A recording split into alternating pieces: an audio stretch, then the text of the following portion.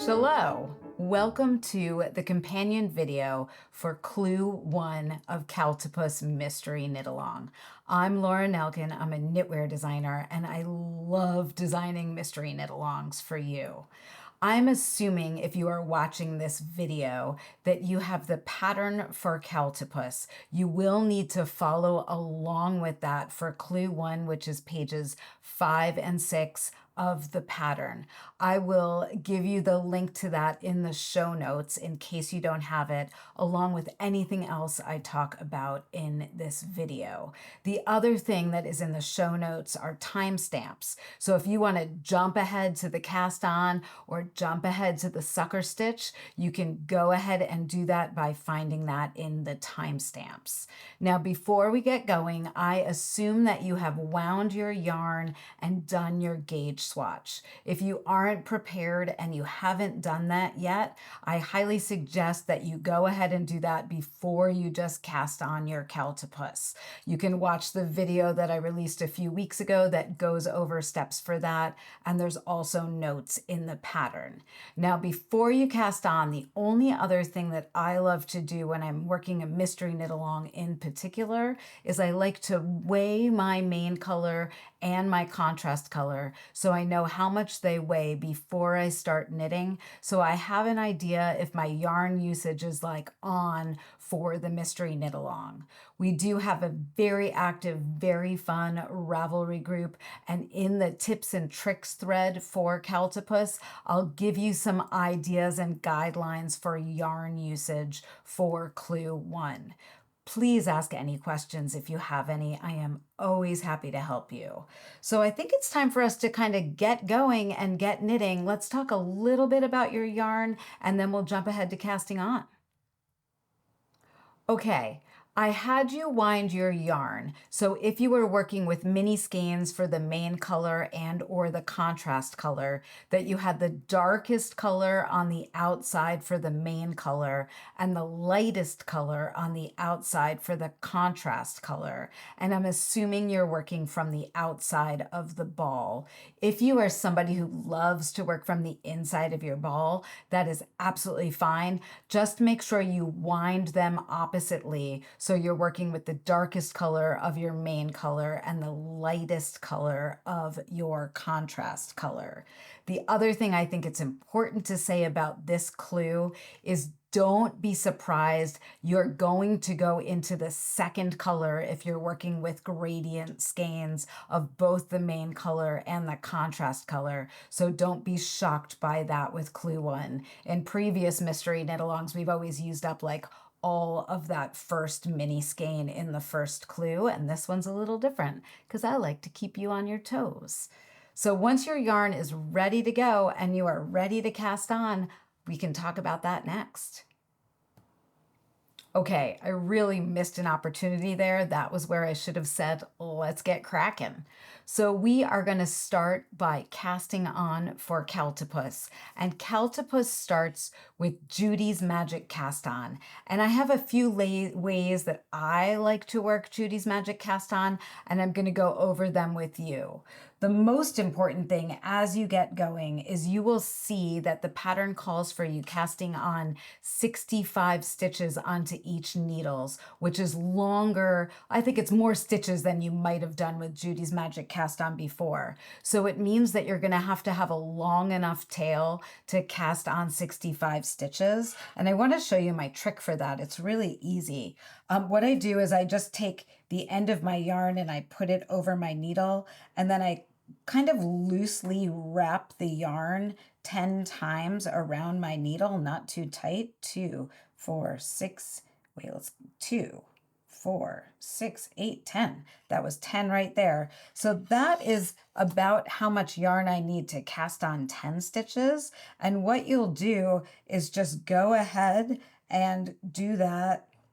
Take that length and get 6 times that length, and then give yourself just a little bit extra. Like I say, a little for good luck.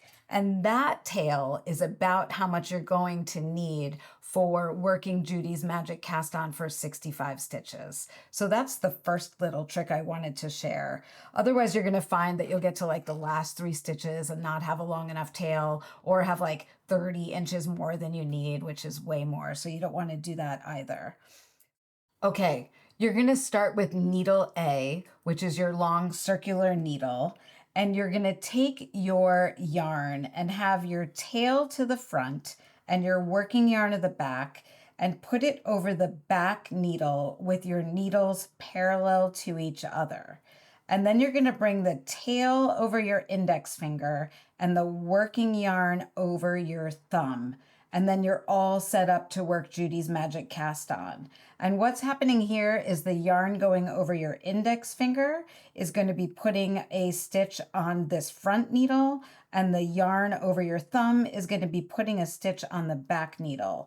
So I'm going to start with my index finger. So now I have 1 stitch on each needle. And right now what I'm going to do is go for 18 stitches. So I'm going to use the thumb yarn, and now I'm going to do the index finger yarn, thumb yarn, index finger yarn, thumb yarn, index finger yarn, thumb yarn, index finger yarn. And I'm going to continue on until I have 18 stitches. Now you're putting a lot of stitches on your needles, so it's very possible that you could get confused and be like, which yarn do I do next? Which needle am I making a stitch on? And if that happens, all I do is I kind of stop and I wiggle for a second. And if the last stitch I made is coming off the front needle, then I know it's time to use the yarn coming off the thumb. And if the last stitch I worked is coming off the thumb, then it's time to use the index needle. Now, when you've got your stitches on your needle, the last stitch you're going to make is on with your index finger on that needle facing you to that front needle. And now I'm going to count and see if I have 18, because of course I lost count. 2, 4, 6, 8, 10, 12, 14, 16, 17, 18, 18. Counting is hard, y'all. All right. Once I have all of those stitches on my needles, what I'm going to do is turn those needles so that they are facing to the right. And then I am going to pull out the bottom needle. Now, the biggest mistake that you could make here is to start working with your tail instead of with your working yarn. And the one thing that you want to do when you get ready to work right here is make sure that your yarns are twisted when you finish up that cast on. And now what I'm going to do is take the needle that I have pulled out, and it is in my right hand, and then I'm going to begin to knit the stitches that are on my left hand, and I'm going to start with setup row 1. And now I am going to knit 1, and I am going to slip 1 purlwise with yarn in front, and then I am going to knit 1. And then I am going to take a stitch marker and put it on the right hand needle. And I like this stitch marker to be a stitch marker that's unique from all of my other stitch markers, because when you come to this stitch marker, that's how you know you're at the beginning of a right side row. And now I am going to knit 12.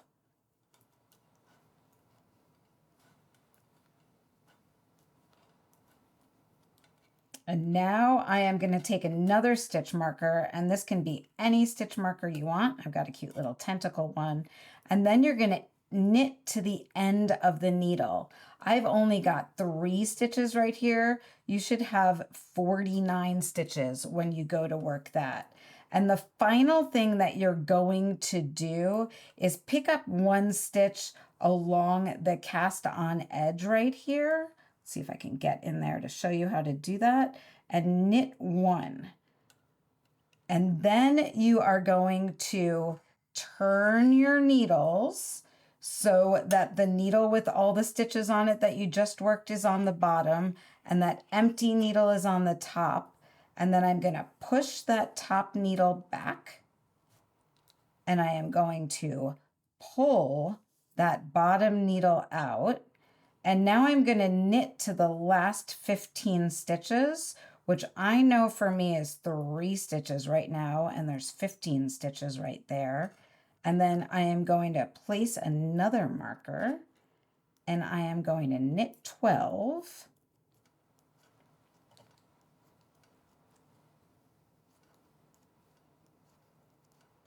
And then I am going to place one last marker, and I am going to knit 1, slip 1 purlwise with yarn in front, and knit 1.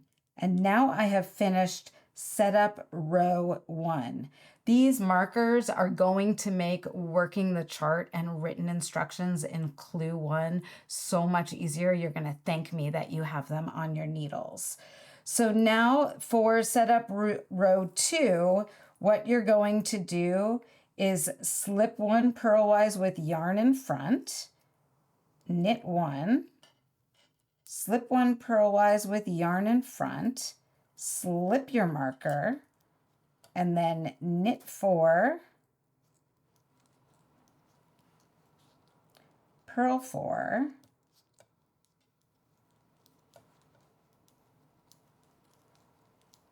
and knit 4 again. And I'm just going to get to the end of this needle so you can see what is happening again with switching those needles. And now I am going to knit to the next marker. So I'm going to knit 3 there. And when I get to the end of the needle, I am going to flip my needles around, and then I'm going to push that needle back. And I am going to pull that bottom needle out, and then I am going to knit to the marker, and again I am going to knit 4, purl 4,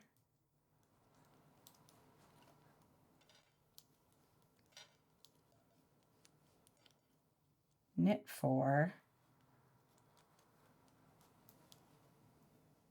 and then I'm gonna slip that marker, slip 1 purlwise with yarn in front, knit 1, slip 1 purlwise, yarn in front, and then I am going to turn my work because I am at the end of row 2, and now I have the right side facing me and my special stitch marker that I have on the end there, and I'm ready to start working the charts. And I'm going to want to talk to you about those next. So let's go ahead and do that.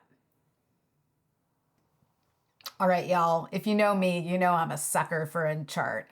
I love knitting from charts. I will work from written instructions in a pinch, but charts are my jam. So for Clue 1, I have given you both charts and written instructions. You get to choose which you like to work from. If you want, you can jump between both of them, like work from the chart or double check yourself with the written instructions. If you use Knit Companion or another app, you can certainly input Clue 1 into Knit Companion, and that will help you keep track of your stitches. So few little tips about the charts that you'll see as we jump right into them. The first and last 3 stitches of the right side row are always the same, and the first and last 3 stitches of wrong side rows are always the same. And those markers are there to help you keep track of your stitches. So if they fall off your needles, put them back there. You will quickly get into a flow with those border edge stitches. So now that I've just kind of gone over those little bits, let's jump in and look at a little more detail at rows 1 through 8 and then rows, I guess that is 9 through 16. An important last thing for me to tell you is that you'll be working rows 1 through 16 3 times for clue 1. So I worry that someone's going to think they finished the clue really, really quickly, and they will have only worked rows like 1 through 16 once. You want to work them 3 times total, and then you are done with clue 1 and ready for clue 2. So let's look at rows 1 through 8 together on the chart and then knit them. Rows 1 and 2 are worked with your contrast color. Rows 3 and 4 are worked with your main color, and on like that. So on the chart, your contrast color rows are grayed out to let you know which color you are working with.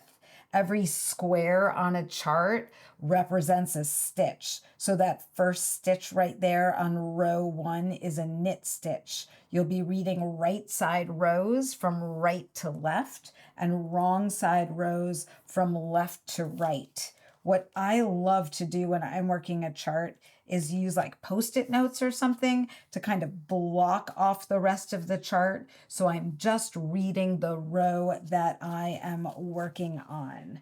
When you get to the wrong side rows, you will see that your instructions for some stitches might be different. So you can see right here, I have a dash in the first stitch of this wrong side row, and that instruction over here on the key is a slip stitch purlwise with yarn in front.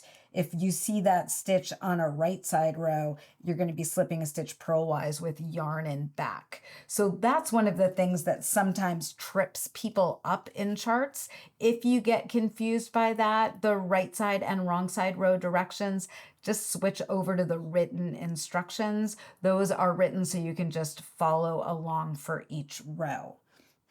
There's one other thing that I want to show you on the clue 1 chart. As you are working across, when you get to the red box on the right side rows, you'll be repeating those stitches to 1 stitch before the 3rd marker.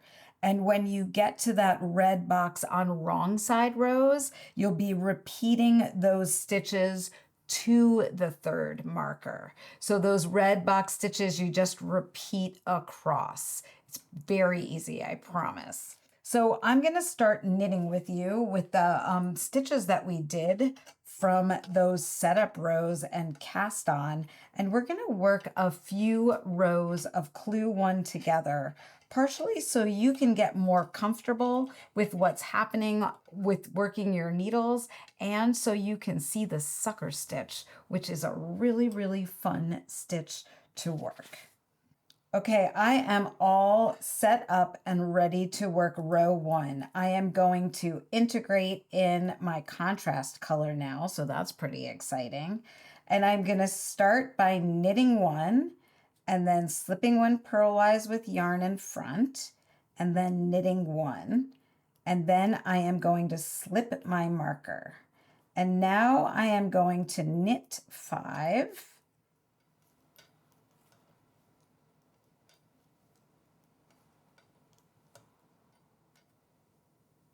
And now I am going to slip stitch purlwise with yarn in back. And I'm going to do that twice because I have 2 stitches that I'm slipping purlwise with yarn in back. So that makes life pretty easy. And now I am going to knit 5, which is also knitting to the marker.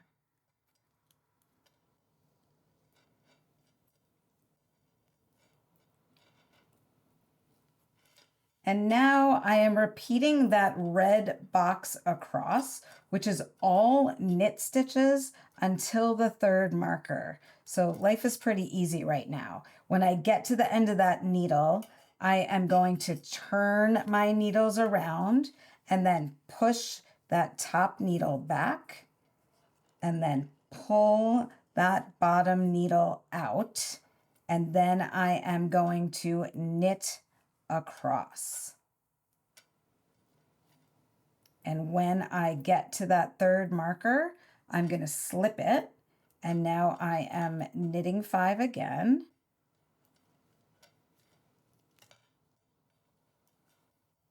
And then I'm going to slip 2 stitches with yarn in back and I'm going to knit 5.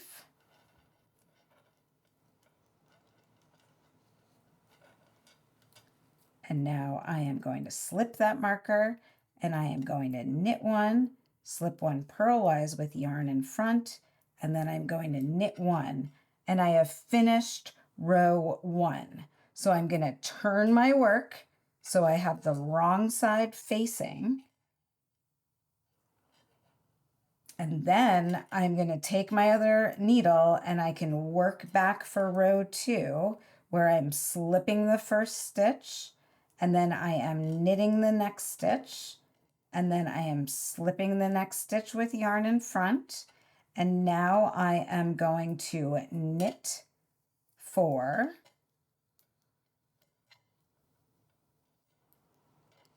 And then I am going to purl 1, and I am going to slip 2 stitches with yarn in front, and then I'm going to purl 1, knit 4, and when I get to the end of this first needle, I am going to turn over.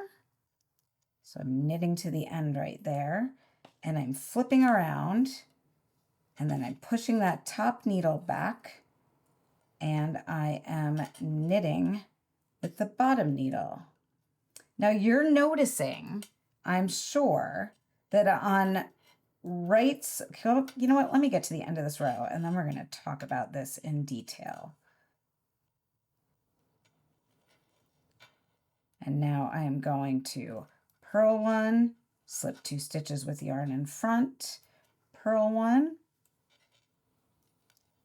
1, 2, 3, 4, slip that last stitch, and then I am going to slip 1 purlwise with yarn in front, knit 1, slip 1 purlwise with yarn in front, and I'm at the end of row 2.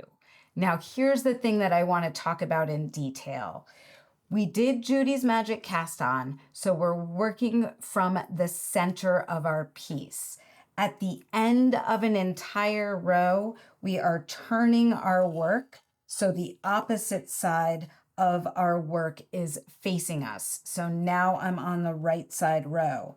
When I work across that top needle and I'm halfway through the right side row, then I'm pushing the top needle back, pulling out the bottom needle, and continuing across the row. When you get to about row 16, you will have enough stitches on your needles that you're going to be able to work flat without having to push the needle back. It's pretty magical when that point happens, and a little later in this video, I'll show you more what that looks like. But in the start, you're gonna see that your stitches are pulling a little bit right there, and that pull will go away as you start to have more rows on your needles. So I have worked through row 2 and I'm ready to work row 3. But before I work row 3, I want to make sure you see what to do with your colors so that they're always caught along the edge of your Cowltopus. So what I always do, since I'm ready to work with the main color, is I make sure that my contrast colors are sitting over and to the right of the main color so that I am picking up the new color behind those colors, and they're always getting caught in that slip stitch edging. So as long as you have them laying over this way and you do that at the beginning of every right side row, you will be good to go. Okay, so now I am going to work row 3. One time when I was working this, I did start working with my tail, so make sure you pick up your working yarn and not your tail when you go to do this so that you don't have to rip out.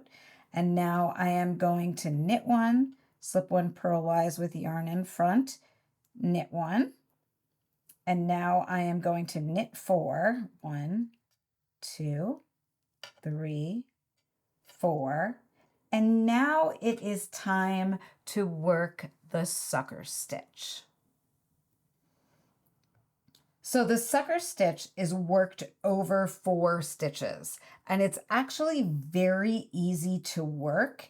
It's just a lot of words to write out. So I'm going to show you how to work it first with the cable needle, and then when we get to it at the end of row 3, I'm going to show you how to work it without a cable needle. You're going to get quite used to working the sucker stitch in Clue 1. It is always worked over the same 4 stitches, and I guarantee by the time you've worked it a few times, you're not going to need to look at the instructions or watch the video to do it.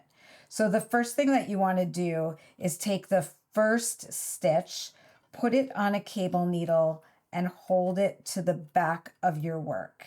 And then you want to knit the next stitch. And then the next thing that you want to do, and this is a little weird, but I always like to do things that are a little weird in mystery knit-alongs, is look at the back of your work and pick up the what I would call the bottom. It was that first float that you made, and put it onto the left-hand needle, and then go ahead and take that stitch that you put on the cable needle and put it onto your needle, making sure it's not twisted the way that I just had it. And then you are going to purl those 2 stitches together, okay? Now leave your yarn to the front of your work, and then you are going to slip 1 purlwise to the cable needle, hold it to the front of your work, and then purl the next stitch, and then take that stitch on your cable needle, put it back on the left-hand needle, and knit that stitch. And you will see what you have done is taken the 2 center stitches and moved them to the outside, and then purled those 2 inside stitches while picking up that float from the back, which just kind of sucks stuff up a little bit and adds to that sucker element of this stitch. So we're going to do that one more time without a cable needle. If you want to, you can watch that more than once so that you get comfortable doing it. Now I am going to knit 4 stitches. And then I'm going to slip my marker, and that tentacle just kind of got caught on there. And now I am going to slip 1 purlwise with yarn in back and knit 1, and repeat that to 1 stitch before the 3rd marker. So I get to the end of that needle. I am going to flip my needles around, push that needle back, pull that needle out, and continue to slip 1, knit 1, and now I'm going to slip that last stitch with the yarn in back, and then slip the marker, and now I'm going to knit 4, and I am at the 4 stitches that are my sucker stitch again. Sorry, I just had to get that fuzz out of there. So now I am going to work this without the cable needle. For me, this is so much easier than working with a cable needle, and you might agree with me too. What I'm going to do is go into the 2nd stitch on the left-hand needle. I'm going to slide both of those stitches off, put that stitch back on the needle, and then that stitch. And all I did was reorient which stitch was first and second on the needle. And now I am going to knit the first stitch. And I'm going to slip that 2nd stitch to the right-hand needle. I am going to go behind my work and pick up that 2nd ladder. Let's make sure you see that. Put that on the left-hand needle. Put that stitch back onto the left-hand needle. And now I am going to purl 2. And now I'm going to go into the back of the 2nd stitch, slip both of those stitches off of the needle, put that main color stitch back onto the needle, and then that contrast color stitch, and I'm going to purl 1 and knit 1. So much easier for me. And now I am going to knit 4.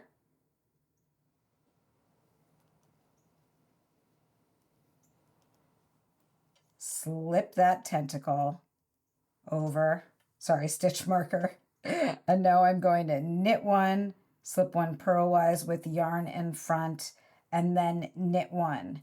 And now row 4, when I switch around, is really not that different than row 3, so I don't think that we need to work it together. I've kind of showed you everything that you need to learn in rows 1 through 8. The only difference with rows 5 through 8 is you won't have that slip stitch section that you have in rows 3 and 4. Remember when you are working your rows to grab the working yarn, to like lay the new color that you're working over the color that you're getting ready to work with so that it is caught along the edge on every right side row. And I think that I can show you how to do that again when we look at rows 9 through 16. So let's do that next. Okay, a few things with rows 9 through 16. One is there's a few new stitches. We're going to be working a version of feather and fan in this section, but instead of using a yarn over, you're going to be using a reverse yarn over that gets closed up in the next row. This is a technique that I do often when I want to increase a stitch, but I don't want to tighten up my fabric too much. So we'll go ahead and learn how to do that together. And then you'll have some knit 2 togethers and slip knits, and we'll look at those as well. The other thing that you'll see is that you have a 19 stitch repeat to be worked in the red box, and that is worked 5 times across. If it helps you, you can place markers for that 19 stitch repeat. I didn't find it necessary to do that, but that is certainly a choice if you want to place markers for that. So let's go ahead and look at this on some needles. Okay, I am all ready to work row 9. And row 9 is worked with a contrast color. So this is a good opportunity for me to show you again how to make sure that you are holding your colors correctly. So before I go to pick up the contrast color, I'm just going to lay the main color over it. And I'm doing that on every row. And so now I'm going to pull out that bottom needle. Remember I said you'll get to the point where you don't need to do this. Probably by row 16, you're going to be able to just be working flat and not need to be pulling out your needles anymore. So that's a goal for you to get to that point. And now I'm working row 9. So I'm going to knit 1. I'm going to slip 1 purlwise with yarn in front, and I'm going to knit 1. And now I am knitting 5.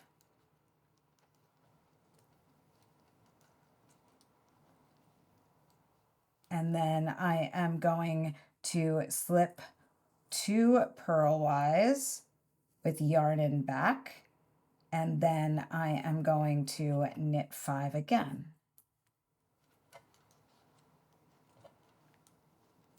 And now I am into the body of row 9. So I'm going to, I just got to get these stitches up on there. I'm going to knit 3 to start, and now I'm in the red box repeat, and I'm going to knit 1, and then I'm going to knit 2 together 3 times,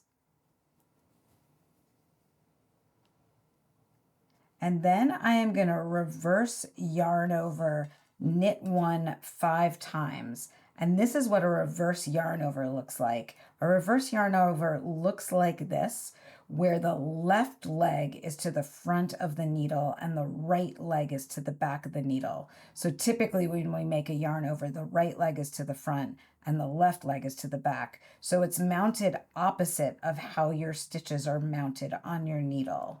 And then I'm going to knit 1, and then I'm going to reverse the yarn over and knit 1, and reverse yarn over and knit 1. And now I'm at the end of this needle, so I'm going to flip my work around. I'm going to push that top needle back. At this point, and I was wanting to get to this, once you have enough rows, you'll see you can kind of fold your yarn in half so I can pull that back needle out. Sorry, when I say yarn, I mean you're knitting. And you'll see that you have this nice fold right here, and it's not pulling as much along the edge. So it's really nice when you get to that point. And now I'm going to reverse yarn over, knit one, reverse yarn over, knit one, reverse yarn over, and let's see, I lost track. There's my 3, there's that. Yep, there we are. And now I'm going to slip, slip, knit 3 times. However you slip, slip, knit, just do it consistently throughout the piece. I'm slipping both stitches knitwise, one at a time. It's okay if you work it a different way.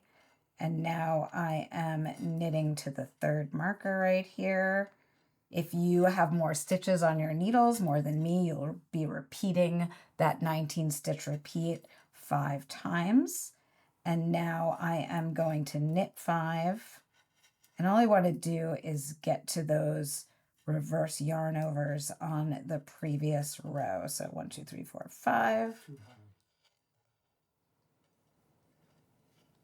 Slip 2. 1, 2, 3, 4, 5. Got an extra stitch that shouldn't be there. And now I am going to knit 1,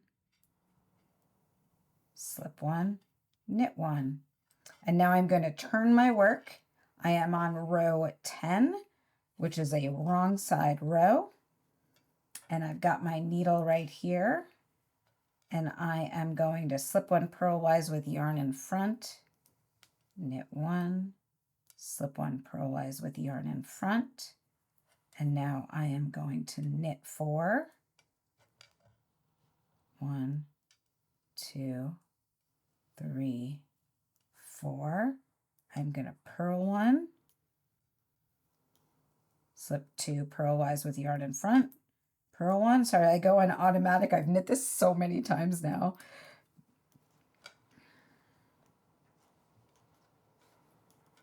Such a fun knit. And now I am going to be purling, and I want to show you what happens when I get to those reverse yarn overs. So I'm just purling across this row.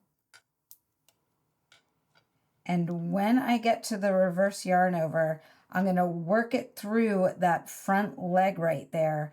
And what that does is twist that stitch, closing the yarn over up. So you might be tempted to work it through the back loop, giving yourself a yarn over. But what you want to do is work it through the front loop, closing that up right there so that you don't have yarn overs in this section. We don't want to have a hole in our knitting here. We want that kind of closed up area. And then when you get to the end of that needle, you're going to turn your work around, push the back needle in, pull that front needle out, and continue working across. So let me know if you have any questions. Don't forget that we have that Ravelry group. You all will be posting pictures in the spoiler thread, asking questions over there.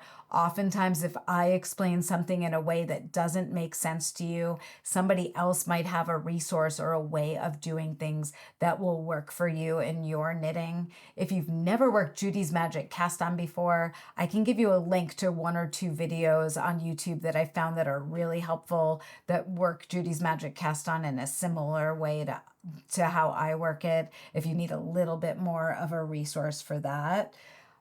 Clue number 2 is going to be out October 10th. So you have 1 week to work rows 1 through 16 3 times. I have a feeling many of you are going to be done by the end of the weekend and like really ready for clue number 2 when it comes out in a week. If you want to check out that reading and watching list I think it's on page maybe 3 or 4.